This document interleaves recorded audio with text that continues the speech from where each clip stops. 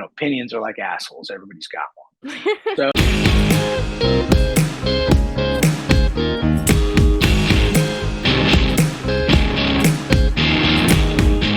Hi, I am Addison Carver. Today I'm going to explore the Marvel film Captain Marvel, Captain Marvel, Captain Marvel, Captain Marvel, Captain Marvel, and offer a critical analysis from a cultural media studies perspective. To accomplish this, I'm going to evaluate the film using what I know about feminist film theory and queer theory to give some perspective on how gender, race, power, representation are being presented, and how it relates to all of us in a broader social and cultural context. This movie came out in 2019. I was initially drawn to it because I wanted to evaluate this film using the perspective of the male gaze. After watching it several times, I realized that it was difficult to find examples of the male gaze in this film. In fact, what I noticed was the absence of it. The Captain Marvel in the comic book series had a very wishy-washy and somewhat problematic history. Overall, I was impressed to see this film showcase the talent and ability of a female-led character, without the hypersexualization that we have come to expect to see in other female superhero characters. But let's not get ahead of ourselves. First, we need to discuss what feminist film theory is, and why it can be really important to look at films through a gendered lens. Basically, it's a process of analyzing a movie from how men and women are represented in it, or how they reinforce or challenge gender roles. Some famous feminist thinkers that have contributed to this field include Andrea Dworkin, who argued that mainstream movies are often sexist and violent towards women, Betty Friedan, who offers critical feedback of how women are depicted in popular culture, and Judith Butler, who spoke out about all the ways that gender is constructed and performed. The main feminist film theorist that I researched for this was Linda Williams. Little pride and joy. Her work focused on gender, sexuality, film, and what she calls the body genres of cinema, horror, melodrama, and pornography. Each of these body genres are used in films to get certain bodily responses from viewers. And she has become a very important voice when it comes to the representation of women in film. In particular, she states that a woman's sexuality is usually used as a threat to the patriarchy. That women are either portrayed as objects of desire, or if they dare act outside of that role, they are portrayed as dangerous or uncontrollable. If a woman is too much or shows intensity, she's often categorized as crazy, unstable, or confused. And while Captain Marvel does do that less than other films, I do kind of see that happening here. Over and over again, we see Carol Danvers framed as an emotional void, confused, unpredictable woman. I think that this is something we as consumers of media should consider when watching any kind of media. Is the female character being portrayed as crazy or confused? Is she making this face? Now, if you remember, this superpower was given to Carol Danvers as she is irradiated by a strong explosion. She is left with amnesia, and has spent some undisclosed amount of time being brainwashed by her captors. They have convinced her that she is a soldier of the Kree race, an alien race of noble warrior heroes. Noble warriors? Heroes. Noble warrior heroes. She has been trained that controlling her emotions and powers of destruction are of primary importance for her to join the ranks. So when we watch this movie, the viewer, is unaware of these facts until about halfway through. Her facial expressions, especially in the first half of the movie, appear somewhat reserved for a feminine lead. Many people have found her portrayal devoid of normal feminine expressions and mannerisms. This created a sense of otherness that was important to the theme, but which also made some viewers uncomfortable, which threads us in to queer theory. Queer theory, in a nutshell, is similar to feminist film theory. It is a way for us to look at media in a way that challenges traditional norms and binary understandings of gender and sexuality in media. So while this film does not necessarily portray a gay or queer character directly, she does portray a massive amount of fluidity to her identity. She goes through multiple levels of exploration to figure out who she is, a theme that queer individuals can absolutely see themselves in. And this might be a small detail, even when we learn that she is a human and not an actual alien. In her flashbacks, we learn that she was breaking gender roles in her military career. Not to show these boys how we do it. Higher, further, faster, baby. That's right. And that she has constantly been challenging the men who create obstacles for her. Even when she was on Kree with amnesia, Jude Law's character, Yon-Rogg, let me look it up. Yon-Rogg. Yon-Rogg is taunting her during fight practice. This clip shows how they were manipulating her demanding she control her impulses. This was a powerful woman, and they created a story to keep her contained in a box. It's actually pretty gross to listen to this patronizing monologue. I slipped. Right, you slipped as a result of me punching you in the face. I was already slipping when you happened to punch me in the face. The two events are not related. Tell me about this dream. Anything new? No. Let go of the past. I don't remember my past. It's causing you doubt, and doubt makes you vulnerable.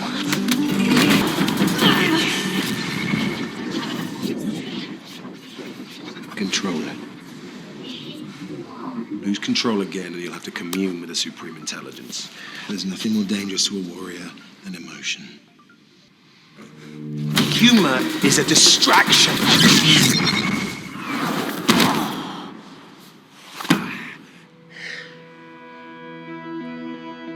Ugh. Again, it doesn't matter if her actual sexuality was not discussed in the film. It is the absence of a heteronormative relationship that is really groundbreaking, because in our society, it is rare to see completely platonic relationships with male co-stars, or a perfectly emotionally fulfilling relationship between two female best friends. Comics are known for having the power to engage us and reshape cultural narratives. When these comics are translated into film, they get a much larger audience, and they have a larger effect, socially and politically. Unlike normal narrative films, these stories are often more dramatic and more challenging when it comes to social norms and challenging oppressive systems. This movie, for example, takes us into a war, where the Skrulls are portrayed as terrorists with the ability to shapeshift, and this rhetoric being sold to the heroine so that she will be weaponized against them. That is, until she trusts her own wisdom and challenges what she's feeling. Everything that I knew was a lie. You understand? What? What do I understand now? Yonrog killed Marvel because she found out that she was on the wrong side of an unjust war. No. Your people are terrorists. They kill innocents. My people lived as refugees, homeless. And the handful of us that are left will be slaughtered next, unless you help me finish what Marvel started. We just want a home. So, at this point, we are going to dive into Chapter 2, which is an interview portion. So, I would like to introduce Derek Robertson. Derek is an expert in the realm of comics. He has worked as a comic book illustrator for almost 40 years. He has created a multitude of characters for his own projects, as well as drawn for DC and Marvel. You might have heard of some of his creations, like Transmetropolitan, Happy, and of course, The Boys on Amazon. So without further ado, take it away, Derek. This is Derek. Thank you so Hi. much for coming. How are you? You're welcome. I'm good. I've already talked a bit about my thoughts of the film from a feminist and queer theory perspective, so I'm curious to hear all your expert opinions on the film. Well, it's going to be difficult because I have a long history with this character and not everybody does. And I think that actually ties into what you're asking.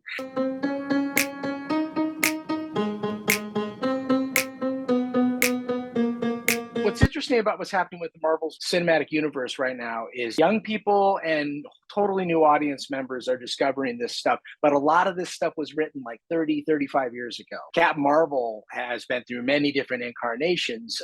For example, when I first started hearing about Captain Marvel, this was the Marvel version of Captain Marvel. And it was a dude. And one of the greatest graphic novels ever done was called The Death of Captain Marvel. And it was about how that guy died, but it was this really existential experience about him looking back on his life as a hero. And it was really, really artfully done. It's still like considered one of the greatest graphic novels ever by Jim Starlin, the guy that created Thanos. That's sort of like my early experiences with Captain Marvel, but I wasn't really that into the book, but I loved the character and the design was cool. So I was interested in him. But then Captain Marvel came back and it was a black woman and she had a black and white costume, very different than what we see Brie Larson wearing in the cinematic one. So the character's already been through a lot of different evolutions and they've already changed her gender and her race. And when people get real protective of this stuff or get really defensive about it, that doesn't make any sense to me because Marvel, as far back as I can remember, has been doing this all along. So it's not like suddenly everybody got woke and they had to make Captain Marvel female. And I quite like the movies. I just watched it again just to catch up because I haven't seen it in a beat. So, and I think my problems with the film have nothing to do with the character or her. I mean, I think it gets a little schmaltzy at times. I think there's places where they kind of push sentimentality that isn't earned. That's me just being a movie critic. In the 90s, before MCU existed, they did a bunch of terrible Marvel films. There's a terrible Punisher film out there. They took the skull off his chest. It had a good script, though, by a friend of mine. The movie was just, it just wasn't the Punisher. It's like taking Superman and never putting him in the cave. You know, but then when the MCU took over, they kind of got their act together, and it's so much better now. I mean, for me, I just sit back and go, oh my God, there's continuity between movies, and the characters look like they do in the comic. They got the best actors and the best directors working on this stuff. I couldn't be happier as a fan. Considering the gruel we used to have to eat, this is a turkey dinner.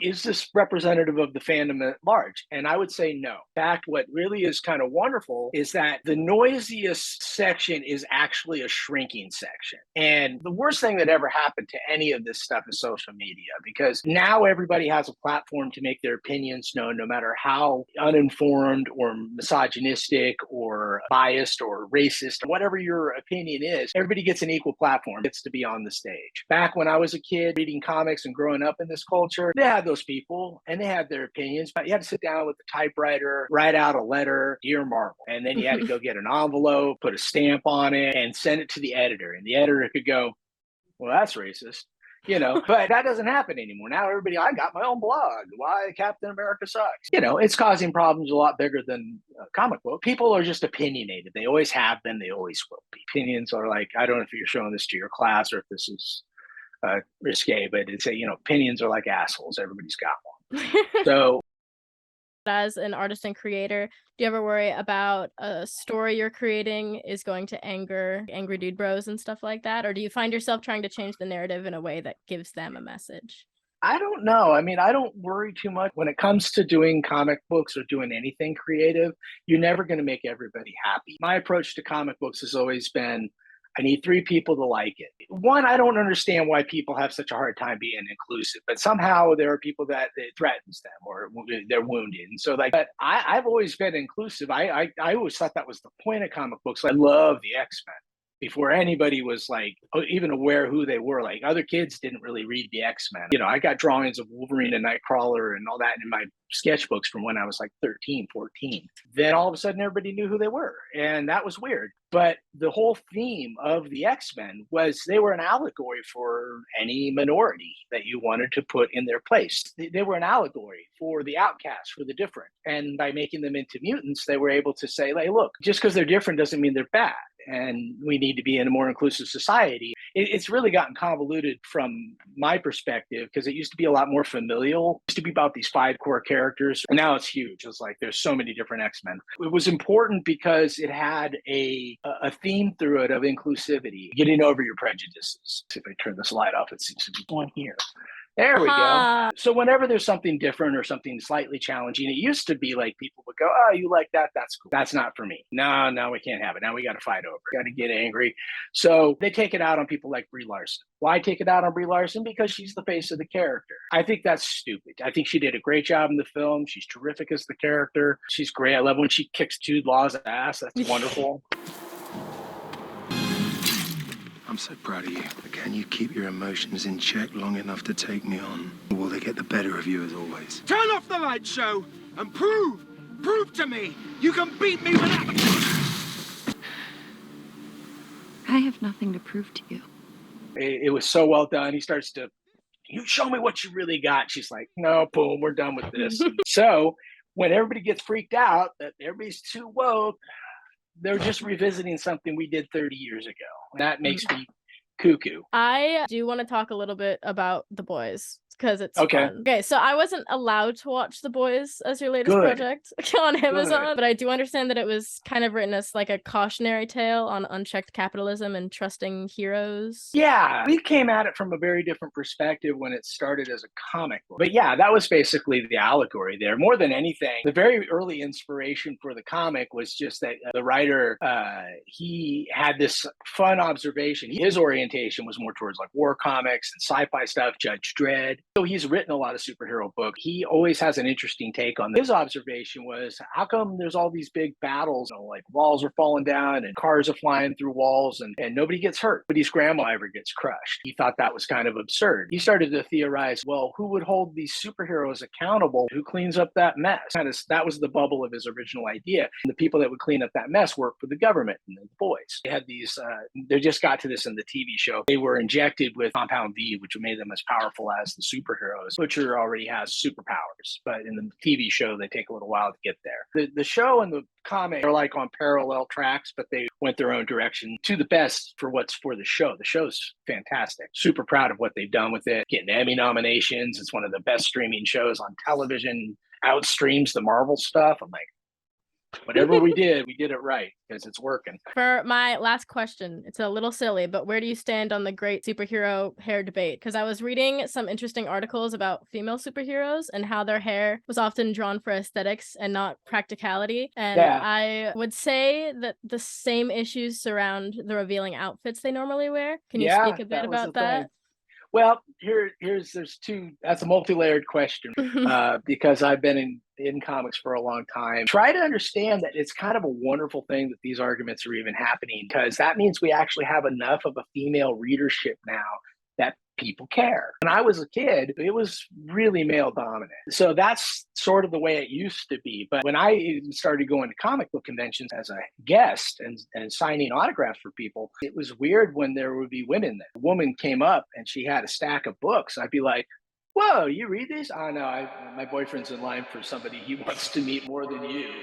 So I don't even know what this stuff's about. But that started to change, and that made me really happy. When it comes to women with the big hair, now that was like kind of part of the outfits. So the tradition kind of got carried on. It goes back to Wonder Woman. Wonder Woman goes all the way back to the 40s. Is Wonder Woman's outfit practical? No. The hair is impractical, absolutely. I always liked characters that had short hair. But what does the character do and what are their powers? If they're hand-to-hand combat people, yeah, they should probably have short hair. If they can fly and they're invulnerable, have it as long as you want. But nobody's going to grab your hair and use it against you. Of course, now I'm imagining how that could be done. But, so for me, that's a character thing. That generation wasn't really thinking about a female readership because there wasn't. But that just shows you that we have tropes that we get stuck into because when a thing is working, you don't really want to dismantle it because it doesn't make a lot of sense. But everything needs to evolve and it will. You do yourself a bigger service by looking for, what isn't being done or what story do I want to tell? Or if you aren't capable of telling your own story, what story do I want to read?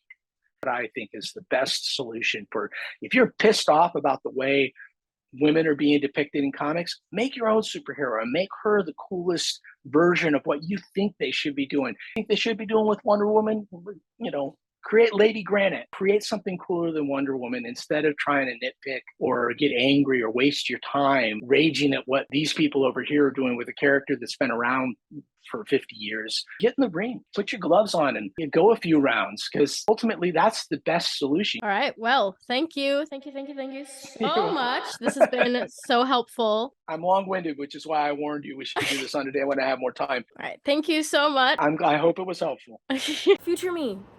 Thank you for joining me as we think about this film from a feminist and queer film theory perspective. I think films in general are a fun way to explore the different controlling forces in our lives and to challenge the normative patterns around us. Overall, I think I gained more respect for the Marvel Cinematic Universe, as this isn't new territory for them. They've been pushing boundaries and playing with alternative themes for years.